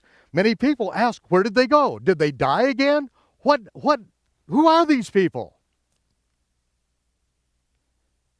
3 days and 3 nights after Yahshua was put in the grave, it is now, that particular year, it is that he was put in the grave on Wednesday just before sundown. Because sundown, it is the high Sabbath of the beginning of the Feast of Unleavened Bread, when we eat the Passover lamb with unleavened bread and bitter herbs. He is in the grave all Wednesday night. He's in the grave Thursday night. He's in the grave Friday night. He is in the grave all day Thursday, all day Friday, and all day on Shabbat. And just as the sun sets, the Lord of the Sabbath is raised on the Sabbath. And what happens? The women coming to the grave when it is dark. It is dark. The next day, after the sun sets, the grave is already empty. And Miriam, seeing in the distance someone who looks like a gardener in the haze of the darkness, said, Where, sir, have you taken the body? Where have you put my Lord? She sees that the grave is empty. She cries out to the gardener, and the gardener responds, Mary. As soon as she hears it, she knows it's the voice of Yahshua. She rushes at him to grab his feet. He steps back and says, "Do not touch me. I have not yet ascended to my Father in heaven." What is this, "don't touch me"? Didn't he tell Thomas just hours later, "Put your hand in my side, your fingers in the nail prints"? Why can't she touch him? Because this is the very element that we see when he cried with a loud voice, the earth quaked and the rocks rent. The graves were marked at the very hour that the priests were marking the barley on the side of the Mount of Olives. 3 days and 3 nights later, at the end of the weekly Sabbath, when the priests are to go over and to harvest this, it says that those who were in the grave arose when he arose and appeared to many in the streets. It was a public example. They were the first fruits. They were the first fruits of the barley harvest. They were the first resurrection. Yahshua and the first fruits. And the next morning, Yahshua took those saints and ascended up to his Father's throne in heaven. He didn't present them in the temple on earth. He presented them before the Father's throne in heaven, and he was back on the earth to intercept 2 of his hurt and despondent disciples on the road to Emmaus that afternoon. We see the feast of the Lord being fulfilled to the very day, hour, and moment. But again, if we don't know about the feast in the Bikurim and the Aviv barley, we can read these records in the gospel a lifetime and never realize what Yahshua is fulfilling. In the first part, we talked about how in the biblical calendar, the month is based on the moon, and we saw in Genesis 1:14 that year is based on the sun. But in Genesis 1:14, it didn't really tell us what about the sun determines the beginning of the biblical year. The answer to that actually comes in Deuteronomy chapter 16, verse 1. And there it tells us, "Keep the month of the Aviv." Some people in English pronounce it Aviv, but in Hebrew it's Aviv. "Keep the month of the Aviv and do the Passover sacrifice to Yehovah your God at night, because in the month of the Aviv, Yehovah your God took you out of Egypt." And here is a very clear commandment to keep the month of the Aviv, which is the first month of the biblical year. And the question becomes, what is this Aviv and how does it determine the beginning of this month? We see in another passage, in Exodus, it says, "You will keep the feast of unleavened bread. 7 days you will eat unleavened bread as I have commanded you at the time of the month of the Aviv, because in the month of the Aviv you went out of Egypt." So what is this Aviv, and how can we actually find out what it is and how it affects the biblical calendar? What we have to do is take a linguistic approach to Scripture. And let me illustrate this with an entirely trivial example. Many people are familiar with the phrase, "Romeo, Romeo, wherefore art thou Romeo?" And if you ask the average person, what does wherefore mean?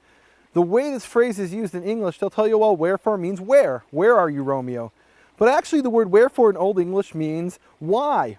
What Juliet is actually saying in the original context of this passage is, why are you Romeo? Why is that your name? Couldn't you have been called something else? Remember, Romeo and Juliet's families were warring clans, warring factions. And what she's saying here is, why did you have to be from that family? Couldn't you have been from another family so that we could have gotten along? And what we see here is the way to find out what a word means in an ancient text, and really in any text, is look at how the word is used in the context based on the language as it was used when the text was written. If we want to understand what a word means in the Torah, we have to look at how the word is used in the Torah based on ancient biblical Hebrew. And the reason that's important is that in modern Hebrew, the word Aviv actually means spring, whereas in biblical Hebrew, it means something completely different.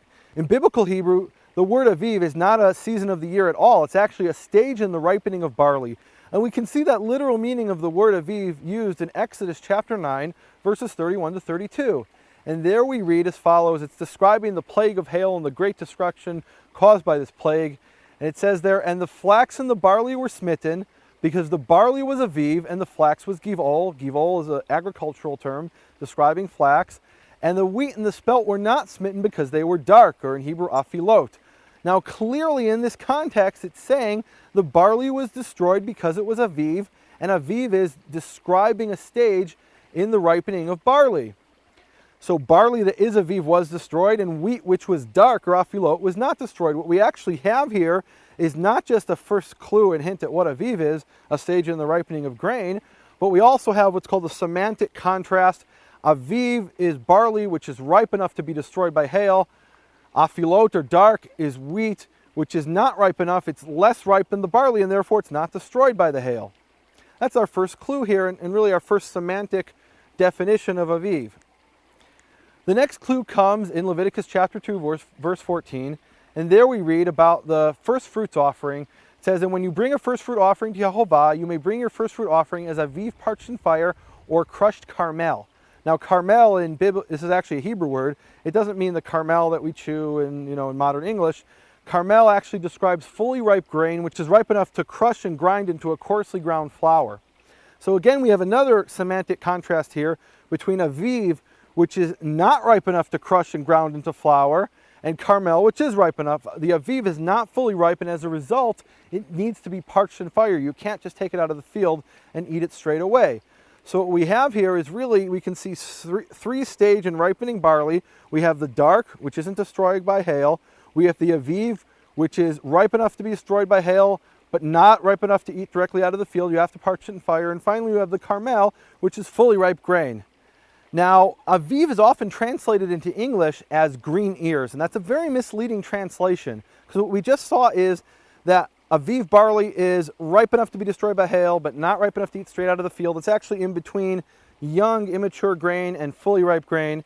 And green ears is a very vague term, though, because it could be very young green ears or very mature green ears. Here, for example, is a picture of some green ears, which are completely empty heads of grain. If you take these and parch them in fire, there's absolutely nothing that can be eaten there. There's no seed that's really formed yet. And so green ears is really not accurate enough to understand the precision of this ancient biblical term. Here's another picture of barley from the land of Israel. And these ears are also green, but when you parch these in fire, you have grain that can be eaten as Aviv parched in fire. How do we know that? We've actually taken grain in every conceivable stage of ripening and parched it in fire to see at what stage it becomes edible through the parching process as described in Leviticus 2:14. And this is what Aviv barley actually looks like. The third clue appears in Leviticus 23, and there it talks about the wave sheaf offering, or what's called in Hebrew the Omer offering, which is the first sheaf of grain harvested during the Feast of Unleavened Bread. It's the first of the annual harvest every year. And there we're told, when you come to the land which I give you and harvest its harvest, you will bring the sheaf, the Omer of the beginning of the harvest, to the priest. So very clearly, during the Feast of Unleavened Bread, we have to have grain which is fully ripe in order to bring the Omer offering. If we don't have grain which is fully ripe enough to be harvested, then we're not in the right month. We haven't reached the time of the Feast of Unleavened Bread. And this is an important clue for helping us understand the Aviv barley. It has to be Aviv barley for us to go into the month. Remember, the Aviv is not yet completely ripe grain. 2 weeks into the month, during the Feast of Unleavened Bread, it's now fully ripe and the barley harvest begins. So what we've seen here are three criteria for identifying Aviv based purely on scriptural definitions. The first is that the barley is light and brittle. It's light and brittle enough to be destroyed by falling hail. It's the opposite of dark. And by the way, what I mean by light and dark is that grains, when they begin to ripen, they start out this dark green, and over time they become lighter and lighter until when they're fully ripe, they're yellow. Well, the Aviv is not fully ripe, but it is light enough that it's no longer in this dark vegetative state, which can survive falling hail. The second clue is that the barley can be eaten parched in fire, which tells you that the grain has developed enough, there's enough of a seed that you can parch it in fire and still have something left over to eat. And finally, we know that 2 weeks into the month of the Aviv, we have fully ripe grain. During the Feast of Unleavened Bread is the beginning of the barley harvest.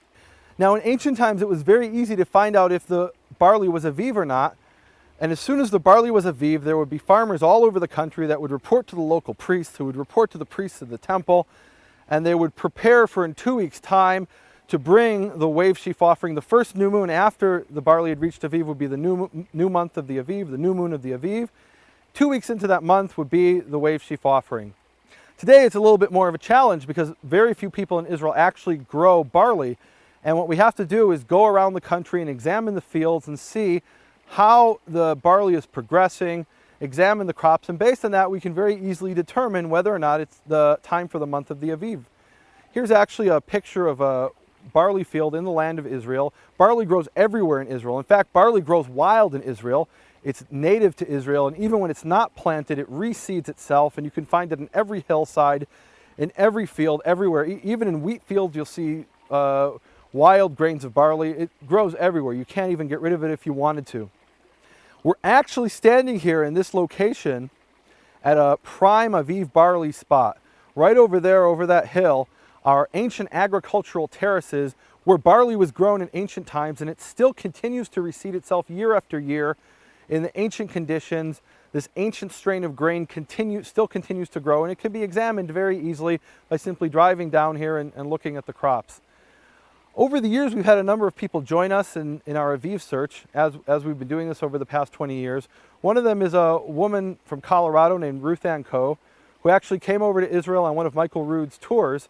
She heard me speaking about the Aviv barley and approached me afterwards, and it turned out she's actually a crop expert from Colorado, and she decided each year to come and join us and help us examine the Aviv barley. And it was very interesting when she joined us, because one of the first things she did is she started to handle and touch the barley, and what we found is that the methods that we had developed over 20 years of examining Aviv barley were things that an expert crop agronomist does in examining crops.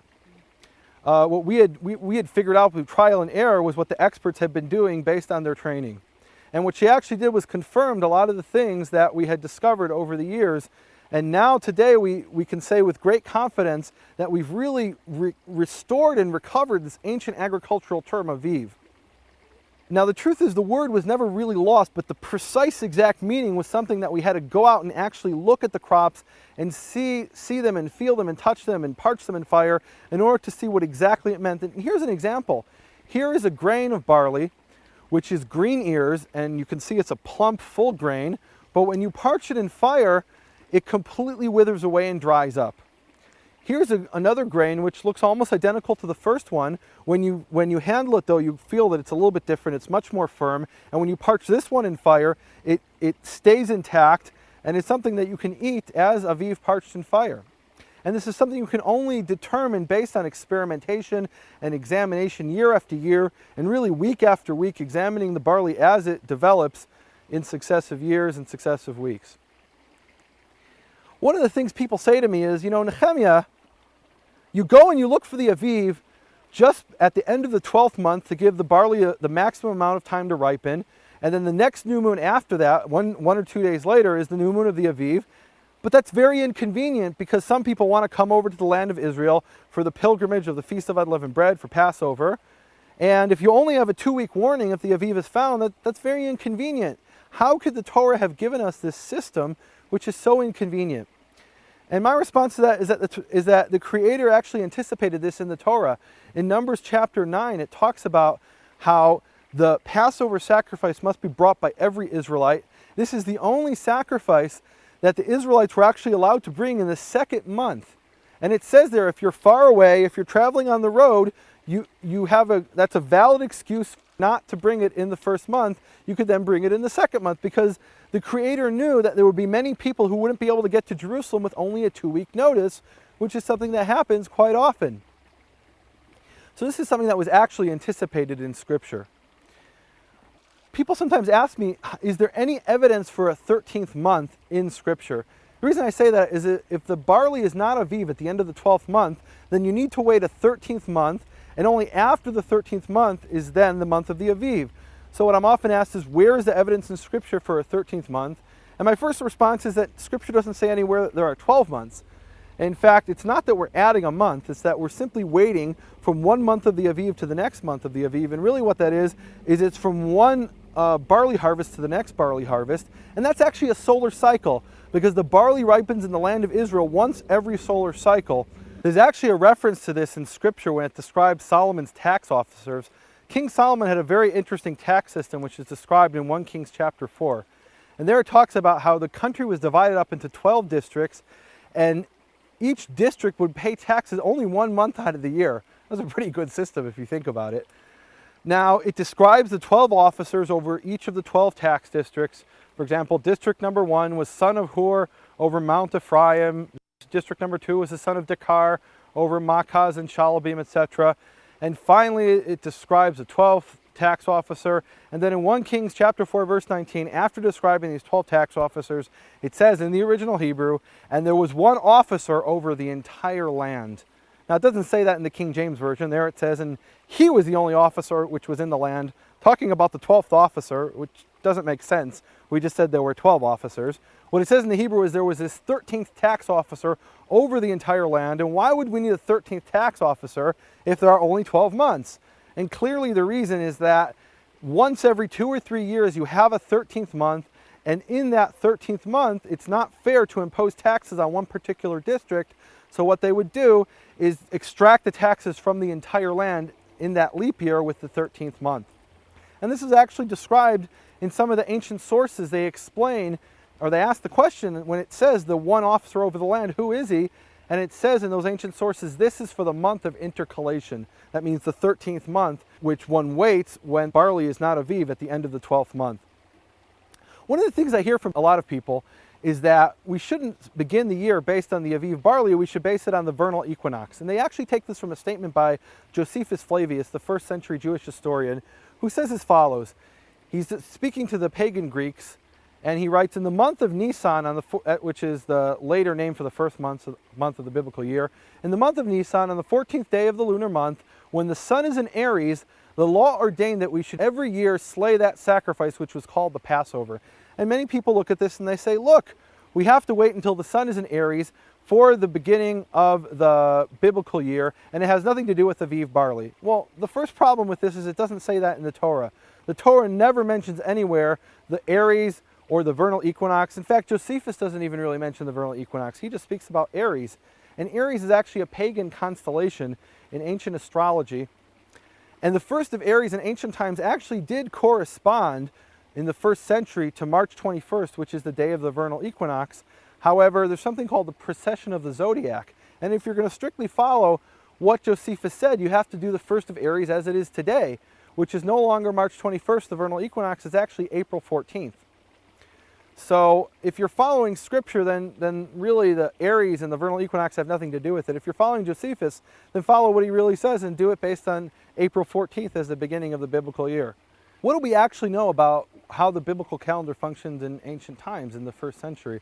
Well, we have a number of ancient sources that talk about how they decided whether or not to have 12 or 13 months. And one of them is actually a fascinating document, which is the letter of Rabban Gamliel. And this was actually the Gamliel, or Gamaliel, who was the teacher of Shaul, of Paul of Tarsus. And the story is related as follows. It says, it once happened that Rabban Gamliel I was sitting on a step on the Temple Mount. One of the interesting things about this ancient source is that we've actually uncovered these steps, the very steps where Rabban Gamliel was sitting. It goes on, and the well-known scribe Yochanan was standing before Rabban Gamliel with 3 cut sheets of parchment, and then it describes 3 letters that Rabban Gamliel dictated, and the third one goes as follows. Rabban Gamliel said to the scribe, "Write to our brethren, the exiles of Babylonia, and to those in Media, and to all the other exiled sons of Israel, saying, may your peace be great forever. We beg to inform you that the doves are still tender, and the lambs are still young, and the aviv is not yet ripe. It seems advisable to me and my colleagues to add 30 days to this year."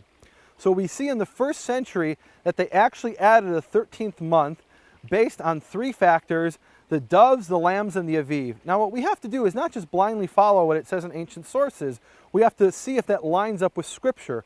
And when I examine in the Torah and in the Hebrew scriptures for any reference to for the month of the doves or the month of the lambs, I don't find that. What I do find is the month of the aviv. So of these 3 factors, the one that actually lines up with scriptural evidence is the aviv. And this is what was actually done in the 1st century by the teacher of Shaul of Tarsus.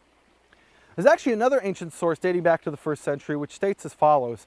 It says, based on 3 things is the year intercalated. Remember, intercalated means adding a 13th month. 3 things is the year intercalated: on the aviv, on the fruits of the trees, and on the equinox. This source actually does mention the equinox, unlike Josephus. Based on 2 of them, the year is intercalated, but based on 1 of them alone, the year is not intercalated. And then it says a very interesting statement. It says, and when the aviv is one of them, everyone is pleased. What we can actually see is that there are 2 systems that were used in the 1st century. One appears in this letter of Gamaliel I, the doves, the lambs, and the aviv. The other appears in what's called a Braita, which is an early Pharisaical document, and there it describes the fruits in equinox and the aviv. What the 2 systems have in common, what these 2 rival factions agreed upon, was the aviv. And that's actually mentioned in the ancient sources, which say when the aviv is one of the factors, everyone's happy. because the rival factions don't agree on the fruits, the equinox, the doves, or the lambs, but everyone agrees on the Aviv, because when you look for that in Scripture, you actually find it mentioned, keep the month of the Aviv. Well, the Aviv is not just something we've rediscovered in modern times. It's been known really throughout history. It really was never lost. The precise meaning we had to rediscover in the last 2 decades, but the knowledge of the Aviv and the observance was something that was done throughout history. We have an ancient statement called the Karaites vow. Remember, Karaites, like myself, are Jews who look only to the Hebrew Scriptures. And the Karaites vow goes as follows. When a Karaite would enter into the Karaite community, when he would come of age, and generally when he would get married, he would make the vow as follows. He and his wife would make the vow, we swear by the covenant of Mount Sinai and the statutes of Mount Chorev, Chorev is another name for Sinai, to keep the holy appointed times of Yehovah according to the new moon and the finding of the Aviv in the holy land of Israel. Even after Hillel II came along and replaced the biblical calendar with his man-made calendar in 359, there was always a small number of Jews that held on to the biblical calendar. We have one testimony from the year 1313 from a man named Israel the Moroccan, and he reports as follows about Karaites who were observing the biblical Aviv calendar. He says, the Karaite Israelites who live near the land of Israel, specifically the communities of Cairo and Alexandria, and the communities of Damascus and Aleppo, these communities send reliable emissaries each and every year to the land of Israel, who search out and investigate the barley in all the places where it is known from previous experience to ripen earliest. It's actually interesting that they looked for the barley that ripens earliest. Why would that be? And that if we go back to Leviticus 23, remember it says during the Feast of Unleavened Bread is the beginning of the barley harvest. In Deuteronomy 16, it also refers to this time as when the sickle begins upon the standing grain. So throughout the land of Israel, you'll have barley ripening at different times in different places at different elevations. But the fields that are significant for the month of the Aviv are the beginning of the harvest. Israel the Moroccan goes on and says, if they find a field that is ripened, they take about 2 sheaves from the stalks of barley and bring them as testimony of the Aviv. They show their communities the Aviv and keep the Passover. The emissaries return to all these communities no later than the 10th of Nisan. This is an amazing account, an amazing testimony of what was done 700 years ago in Aviv observance. There's a couple of interesting points here. One is that they didn't know whether it was Aviv or not until the 10th day of the month. That means in many years, they would have to prepare every year, they would have to prepare their houses for Passover and be all prepared to have Passover within 5 days, get rid of all their leaven, because until the emissaries came back from the land of Israel to Egypt and to Syria, they wouldn't know whether or not the Aviv was found.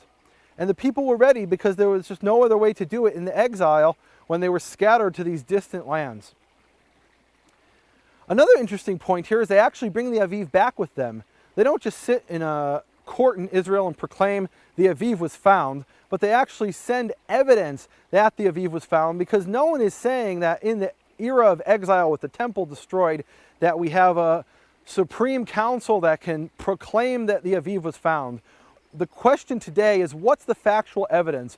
Was the Aviv actually ripe or wasn't it ripe? Was the barley Aviv or wasn't it Aviv? That's the question, and what they did 700 years ago is they'd actually stand the stalks of barley back so people could see for themselves and examine it for themselves. And today when we look for the Aviv barley, what we do is we bring multiple witnesses who can go back and testify to their communities and bring back pictures and other evidence, actual physical evidence, to bring to their communities that the Aviv was found in the land of Israel. What we've seen is that the biblical calendar, before it was tampered with by Hillel II, was based on the ripening of the Aviv barley and the sighting of the new moon in the land of Israel. Now, even Hillel II, who changed this system, only intended that to be used during the exile in the far distant lands of the diaspora. Now that we're back in the land, what's keeping us from restoring the biblical calendar? Now, the rabbis themselves admit when the Messiah comes, they'll go back to following the biblical calendar and scrap this Hillel II system, which was only intended to be temporary. But the question I ask is, why do we have to wait? As a Karaite Jew, what I want to do is keep the Torah to the best of my ability in the here and now. Keep whatever I can, and sure, there are some things I can't keep. I can't bring sacrifices today. There are all kinds of things that we won't be able to do until the Messiah comes. If we look back at Ben Yehuda, if he would have followed this advice of waiting until the Messiah came, like the rabbis of his day told him to do, we wouldn't have millions of people living in the land of Israel speaking the Hebrew language. We would be back out in the dispersion, speaking the language of our captors, not in an independent Jewish state in Jerusalem. And really the question is this: are we going to be like Ben Yehuda's son, who struggled to bring the Hebrew language back to life, that little boy with his dog? Or are we going to be like those children who oppose this, oppose the restoration of these biblical things, and stone the dog? Thank you.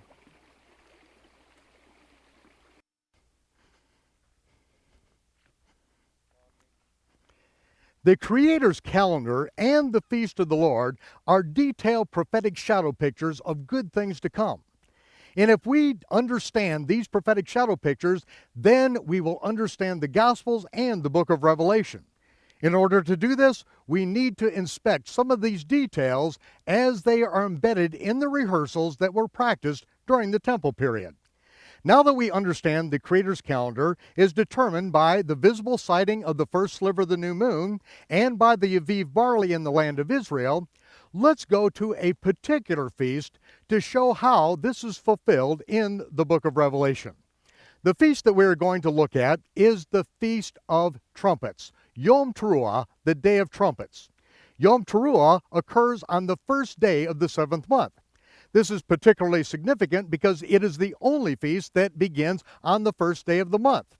And you never know when the first day of the month is until you see the first sliver of the new moon. So the Day of Trumpets each year occurs on a day and hour that no man knows. In fact, we don't even know what month it's going to occur in until the barley is Aviv, which marks the first month, and then by the time we come to the 7th month, the Sabbath month, then we will know that we are to prepare and get ready for the Day of Trumpets. The 6th month, we are bringing in the harvest. The men are out in the fields gathering in the harvest. The women are at the millstone grinding. Everyone is working very diligently. And near the end of the month, as we watch the moon wane and finally the moon disappears, we know that in just a couple of days, the new moon is going to appear. And when it does this time, it is going to be the day of the awakening trumpets. And so when the moon disappears, we stop what we're doing, we go home, we wash our garments out, we get them all ironed out, straightened out, bleached as white as possible, and the women then, at that point, prepare a banquet. They get it ready ahead of time. And then everyone gets back out into the fields working. Each night, everyone in the community is watching as the sun sets, and sometimes covering at the sun just as it disappears over the horizon so that they can be the first ones to sight the visible sliver of the new moon. The first ones to see the new moon will then stop what they're doing. They will rush up to the Temple Mount, and when they arrive, the sun is set, the gates are closed. And so they call out to the temple guard, who then goes down to see that there are at least 2 witnesses present, who those have sighted the new moon.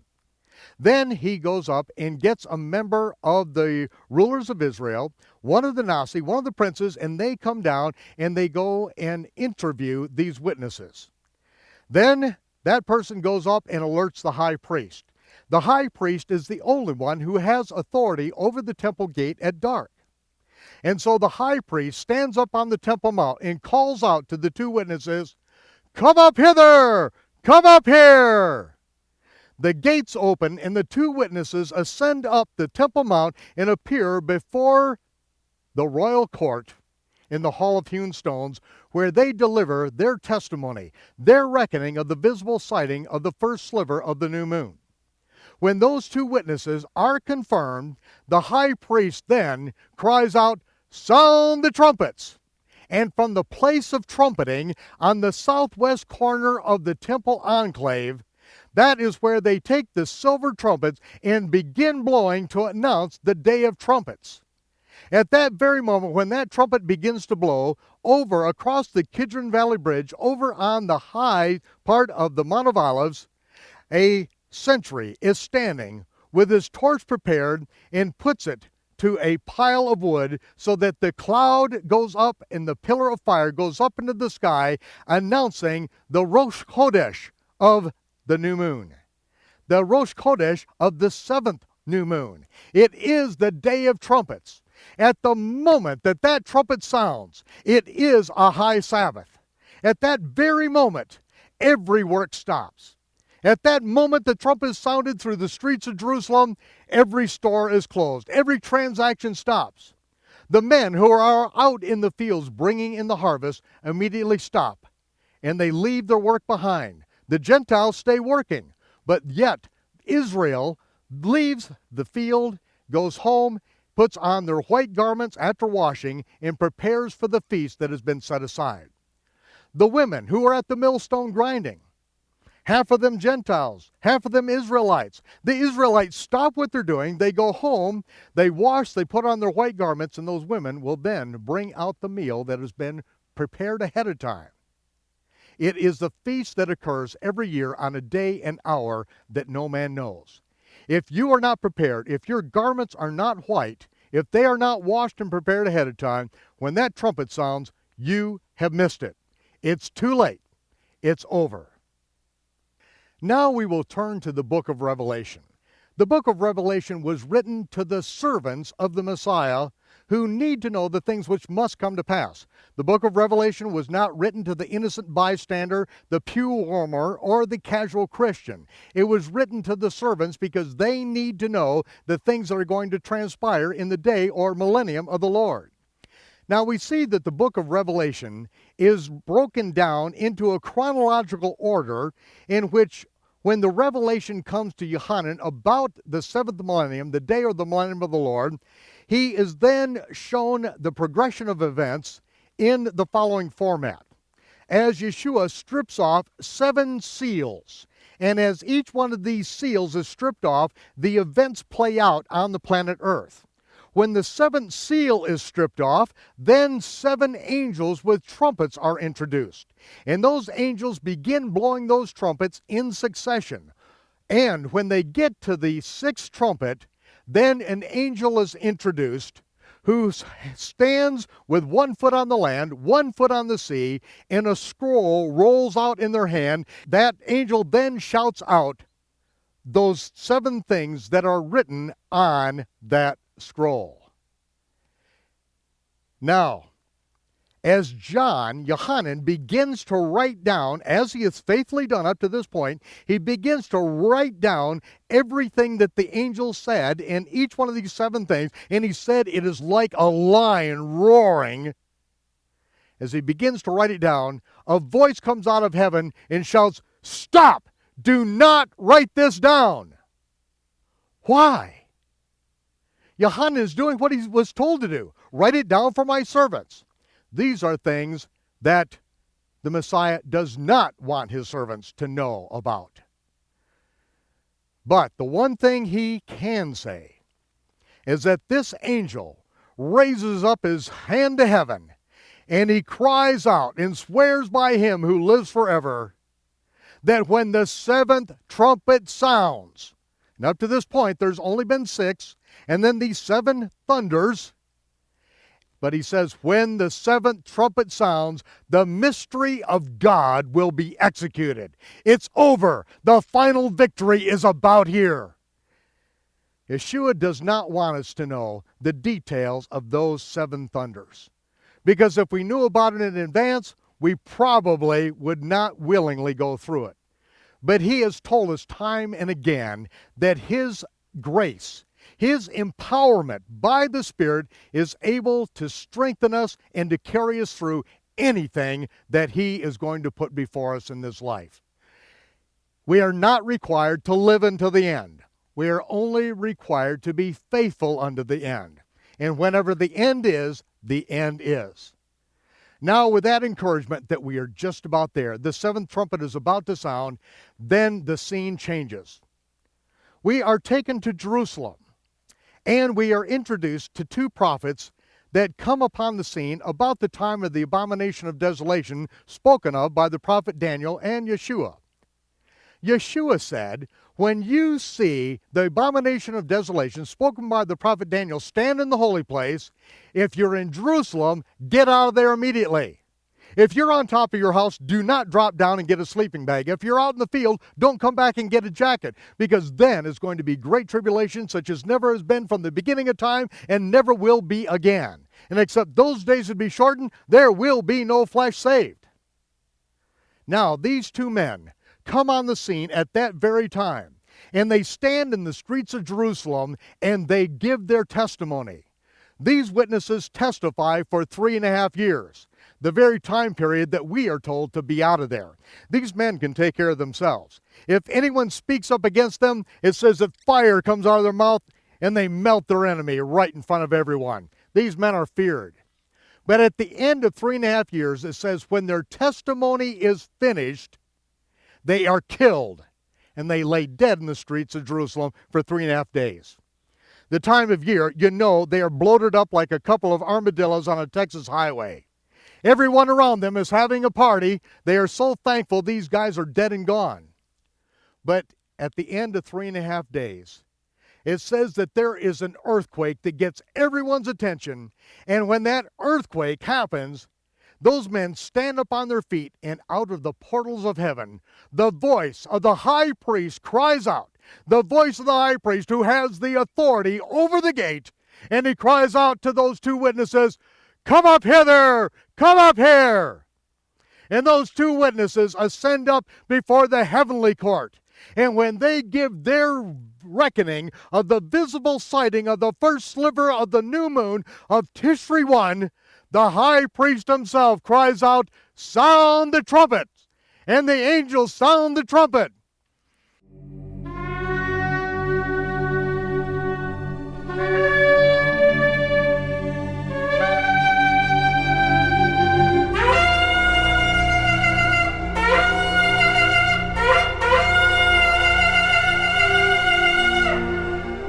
And the last trumpet is sound. At that moment, the angels cry out, "Now is come the time of the dead, when the righteous are raised and rewarded. Now is come the time that his servants the prophets are raised and rewarded, and he will destroy those destroyers of the earth." It is the time that the day of trumpets is fulfilled. The feast of the Lord will be fulfilled to the very day, the very hour, to the exact moment in which they've been rehearsed for thousands of years. And if we are not ignorant of his times and his Moedim, his feast, then we will not be in darkness that day overtakes us as a thief. We are the children of the light. We are the children of the day. Enter into the light of the Almighty. Enter into his feast. This is Michael Rood from Israel, bidding you shalom, peace. And I'll see you when the smoke clears.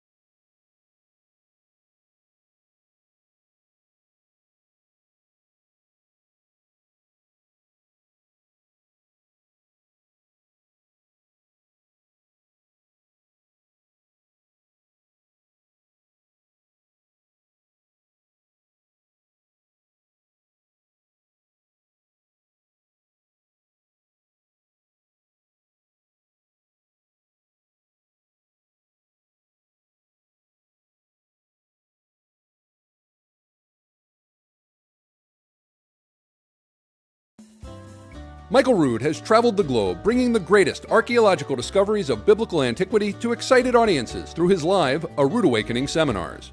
Now, individuals, families, home study groups, and congregations around the world can experience these same life-changing teachings that have captivated viewers of all ages. These revolutionary seminars are available on VHS and DVD, as well as many on audio cassette. All timeless treasures that will inspire and provoke you to a deeper spiritual walk.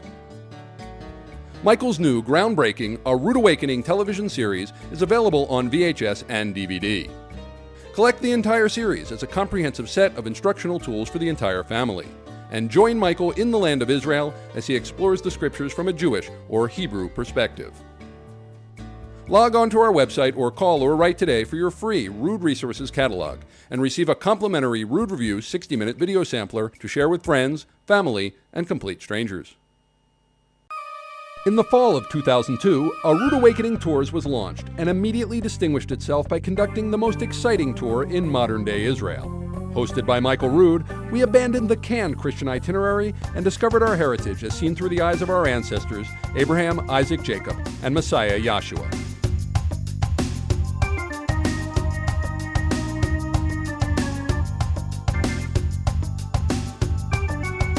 Believers from around the globe united in a quest to discover the Hebrew roots of their faith and witnessed history and prophecy unfolding before their eyes.